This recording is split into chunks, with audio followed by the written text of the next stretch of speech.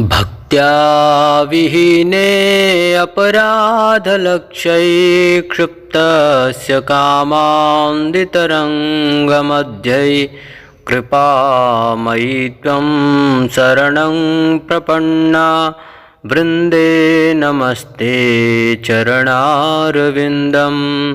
हरे कृष्ण कृष्ण कृष्ण हरे हरे, हरे राम राम राम हरे हरे। सर्वप्रथम अस्मदीय गुरुपाद पद्मनितल्ला प्रविष्णु विष्णुपादष्टोत्तरशत श्री श्रीमद् भक्ति वेदांत पूज्यपाद श्रील गुरुदेव नारायण गोस्वामी गुरु महाराज की चरण कमल में अनंत कोटि साष्टांग दंडवत प्रणाम करते हुए तो गुरुभाई प्रार्थना करते हुए हम लोग श्री गुरु वैष्णव चरणाश्रय होकर आज श्रीमद् भगवद गीता 18 अध्याय 68 नंबर श्लोक को श्रवण करेंगे। वास्तविक तत्वज्ञान उपदेश का अधिकार किसको है, कौन है वह व्यक्ति, आज इस विषय को श्रवण करेंगे। भगवान श्री कृष्ण अर्जुन से कह रहे हैं कि यदं परमं गुह्यं मद्भक्तेष्वभिधास्यति भक्तिं मयि परां कृत्वा मामे वैष्यत्यसंशयः।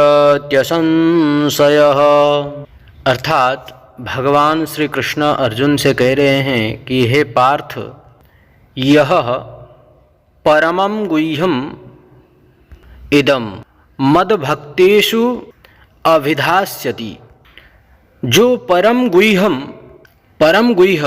तत्व यह गीता शास्त्र मेरे भक्तों के समीप उपदेश करेंगे, सह वे मई मुझ में परमं भक्तिम कृत्वा परम भक्ति कर संशय शून्य होकर मम एव एष्यति, मुझे ही प्राप्त होवेंगे।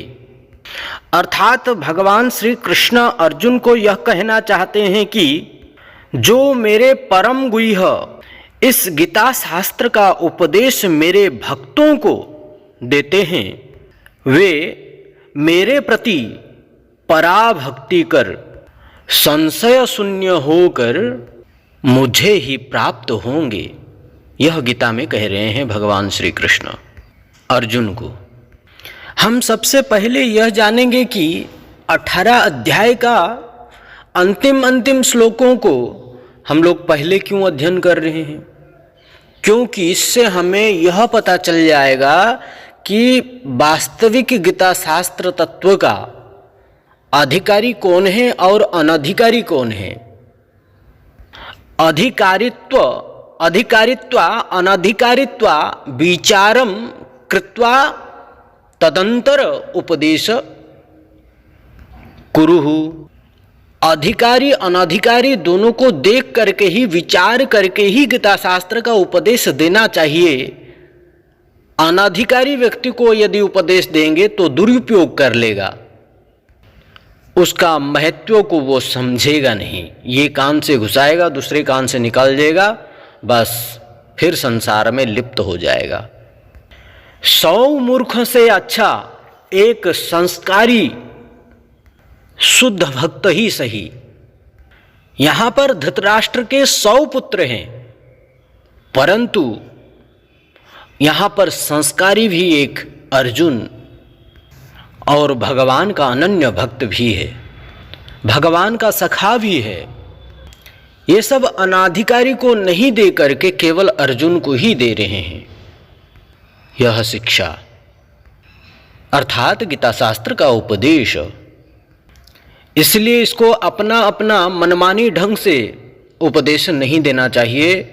जो वास्तविक भगवान का उपदेश है उसी को ही गुरु वैष्णव की अनुगत्य और उनकी टीका अनुयायी हो करके ही इसका उपदेश देना चाहिए, और पात्र अपात्र अधिकारी अनाधिकारी का विचार करते हुए।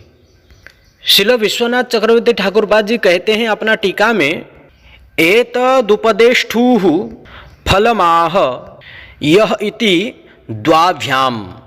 भगवान श्री कृष्ण यह इत्यादि 2 श्लोक में गीता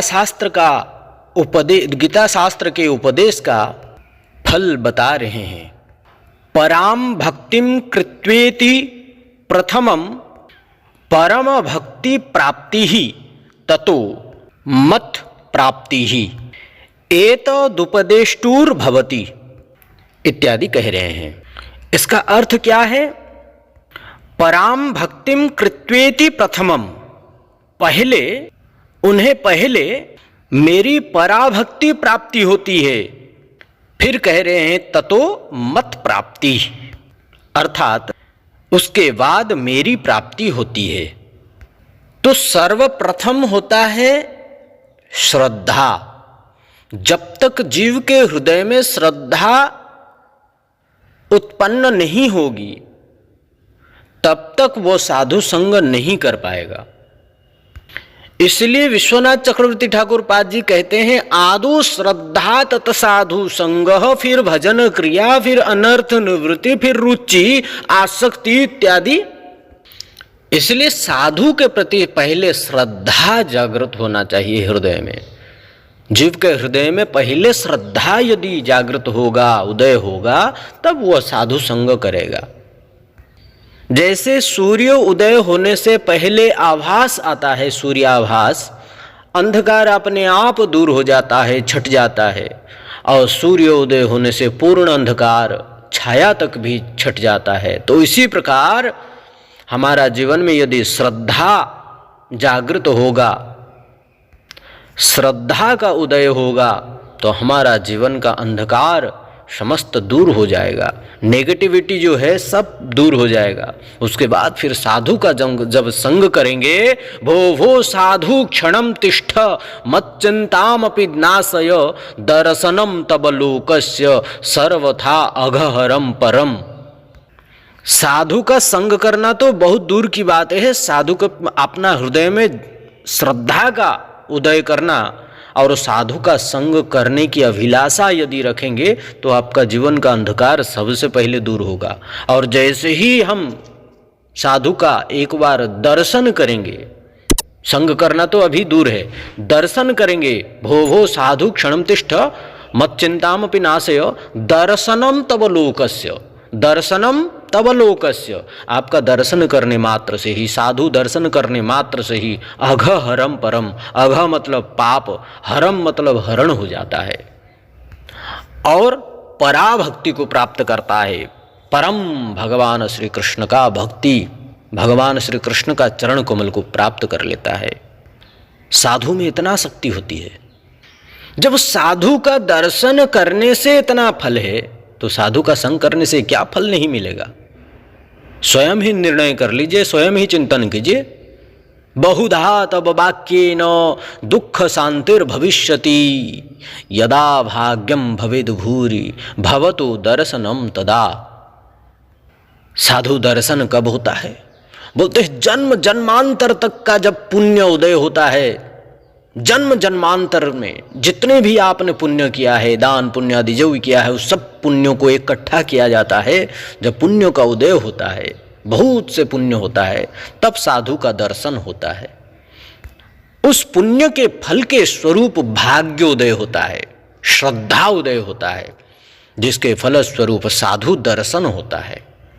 दर्शन मात्र से समस्त पापों को सबसे पहले धो देते हैं। सभी प्रकार का अपराध, अनर्थ, प्रारब्ध सबको साधु पहले ही दूर कर देते हैं। जैसे सूर्य उदय होने से अंधकार दूर हो जाता है और सर्वत्र प्रकाश ही प्रकाश हो जाता है, तो उसी प्रकार साधु के निकट जाने मात्र से ही समस्त प्रकार का अनर्थ निवृत्त हो जाता है।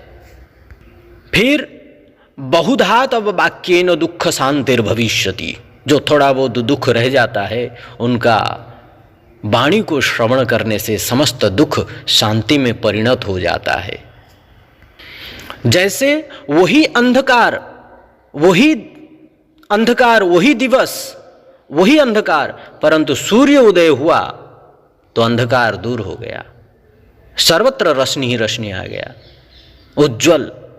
तो उसी प्रकार वही व्यक्ति, वही मन, वही बुद्धि, परंतु दुख भी वही दुख ही शांति में परिणत हो जाता है। दुख कहाँ चले जाता है पता नहीं, शांति तो है उसका अंदर में, परंतु दुख रूपी अंगार उस शांति को पकड़ करके पूरा रखा है, दबोच करके। साधु की वाक्य पानी जैसे होता है और पूरे धो देता है, उसको निर्मल कर देता है। चेतो दर्पण मार्जनम, चित्त रूपी दर्पण को मार्जन करने वाले ही साधु है, गुरु हैं, वैष्णव है, बड़े दयालु होते हैं ये। तो भगवान भी अर्जुन को इस प्रकार कह रहे हैं कि इस श्लोक में गीता के यथार्थ वक्ता और यथार्थ श्रोता के लक्षण और उनके शुद्ध उपदेशों को और शुद्ध श्रोताओं की गति के संबंध में बतला रहे हैं। किसके किसके बारे में? यथार्थ वक्ता, यथार्थ श्रोता और उनके शुद्ध उपदेश को और शुद्ध उपदेश को सुनने वाले श्रोताओं के गति के संबंध में बतला रहे हैं। ये चार चीज गीता 18 अध्याय 65 नंबर श्लोक में गीता के सर्वगुह्यतम उपदेश को देते हुए भगवान श्री कृष्ण अर्जुन से कह रहे हैं कि हे अर्जुन, तुम मेरे अत्यंत प्रिय हो, इसलिए मैं तुम्हें यह परम गोपनीय तत्व बतला रहा हूं। पूर्व श्लोक में यह भी निर्देश दे रहे हैं कि तुम जितेंद्रिय, श्रद्धालु, सेवा भावना युक्त तथा मेरे प्रति प्रीति रखने वाले व्यक्ति को ही इस गीता शास्त्र का उपदेश देना। इसलिए श्री गीता शास्त्र का उपदेश देने वाले व्यक्ति को श्री कृष्ण के प्रति दृढ़ श्रद्धालु, एकांतिक भक्तियुक्त, तत्व ज्ञान से भी परिपूर्ण, संदेह रहित, संदेह नहीं होना चाहिए। अगर संशय हुआ तो पतन हो जाएगा फिर, इसलिए संदेह रहित होना आवश्यक है। यह सब यदि नहीं है वो गीता का अधिकारी नहीं है। गीता तत्व का, चाहे भागवत का हो, किसी भी शास्त्र का तत्व श्रवण करने का अधिकारी नहीं है, क्योंकि वो धारण कर ही नहीं सकता। पात्र छिद्र है, छिद्र पात्र में कभी भी जल नहीं टिकेगा, गल जाएगा, नीचे निकल जाएगा। जब तक साधु गुरु वैष्णव के पास में रहेंगे, डालते रहेंगे, भरा रहेगा। जैसे ही मटकी को पानी के अंदर डुबा के रखिए तब तक भरा रहेगा, निकाल दीजिए तो बाहर निकल जाता। तो इसी प्रकार साधु के संग में जब तक रहेंगे, जब साधु से थोड़ा सा दूर हुए तो बस सब कुछ गल जाएगा, निकल जाएगा बाहर। तो इसलिए वो धारण कर नहीं सकते हैं, छिद्र पात्र है। तो इस प्रकार का पात्र होना चाहिए, दृढ़ श्रद्धावान होना चाहिए, एकांतिक भक्तियुक्त होना चाहिए, तत्व ज्ञान से परिपूर्ण होना चाहिए, संदेह रहित होना चाहिए। हाँ, ये अत्यंत आवश्यकता है। श्रीमद् भगवद गीता शास्त्र का शाब्दिक ज्ञान होने पर भी आचरण विहीन तथा पहले जो हम लोग श्रवण किया उपरोक्त गुणों से, उन गुणों से रहित होने पर वह वक्ता या उपदेशक गीता शास्त्र का यथार्थ वक्ता नहीं है और कदापि उससे गीता का उपदेश नहीं श्रवण करना चाहिए। पिछले वीडियो में हमने डाला है, पिछले वाले हरिकथाओं में डाले हैं। पूरा हरिकथा श्रवण करेंगे, सीरियल बाय सीरियल डाले हैं, सब श्रवण करेंगे तो आपको अपने आप समझ में आ जाएगा सब कुछ। तो ऐसी व्यक्ति से, ऐसे उपदेशक का उपदेश को श्रवण नहीं करना चाहिए, अन्यथा श्रोता वक्ता दोनों ही गीता शास्त्र के यथार्थ ज्ञान से वंचित हो जाएंगे। श्रोता कैसा होना चाहिए और वक्ता कैसा होना चाहिए? श्रोता के संबंध में शास्त्रों में अधिकारी और लक्षण बतलाया गया है। भगवान श्री कृष्ण भक्त उद्धव से कह रहे हैं कि एतेर दौसैर विहीनाय ब्रह्मण्याय प्रियाय च साधवे शुचये ब्रूयाद भक्ति स्याच्छुद्रयो शिताम। श्रीमद्भागवत महापुराण 11 स्कंद 29 अध्याय 31 नंबर श्लोक। अर्थात भगवान श्री कृष्ण उद्धव जी से कहते हैं दाम्भिकता अर्थात जो दाम्भी व्यक्ति है, जो दंभ परायण है, गलती करेंगे फिर भी बोलेंगे मैं गलती किया ही नहीं, दंभ, दंभ पाखंड जिसको कहते हैं, दंभ, दाम्भिकता, नास्तिकता, शठता, अश्रद्धालुता, औद्धत्व तथा भक्तिहीनता, इस दोषों से रहित ब्राह्मण भक्त, भगवत प्रेमी, साधु स्वभाव वाले एवं सर्वोपरि भक्तों को यह प्रसंग सुनाना चाहिए।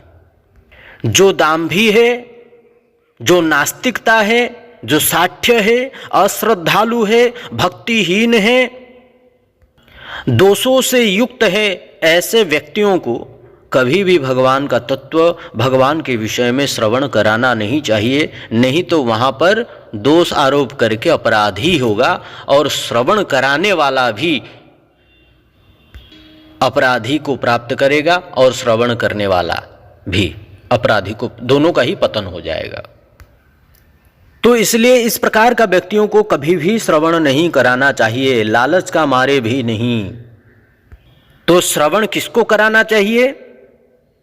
तो कह रहे हैं हे उद्धव, दोषों से जो रहित हो, जिसका अंदर में दोष गोचर नहीं हो, और जो ब्राह्मण भक्त हो, जो भगवत प्रेमी हो, जो साधु स्वभाव वाले हो, एवं सर्वोपरि भक्तों को सर्वोपरि भक्तों को यह गीता शास्त्र का परम चरम गुह्य रसतत्व को, प्रसंग को सुनाना चाहिए। श्रीमद् भागवत महापुराण को श्रवण कराना चाहिए, अर्थात समस्त शास्त्रों का तत्व को श्रवण कराना चाहिए। यह भगवान उद्धव जी से कह रहे हैं। और कह रहे हैं कि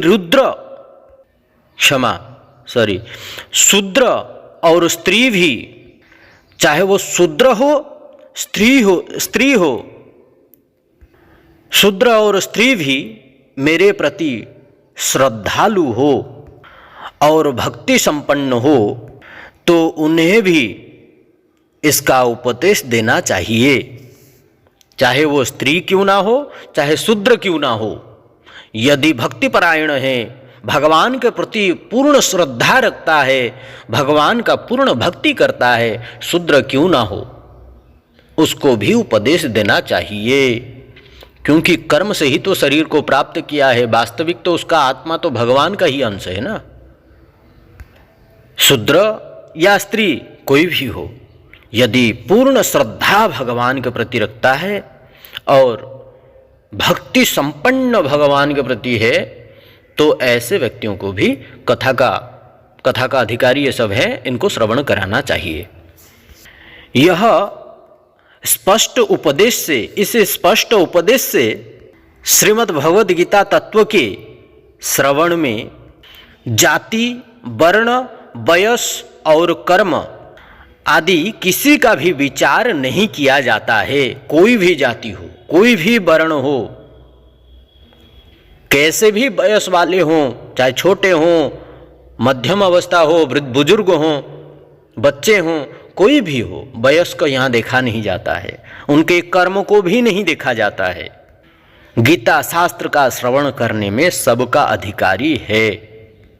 यह भगवान श्री कृष्ण उद्धव जी से कह रहे हैं। श्री चैतन्य चरितामृत में इस सिद्धांत की पुष्टि की गई है। श्रद्धावान जन हन भक्ति अधिकारी।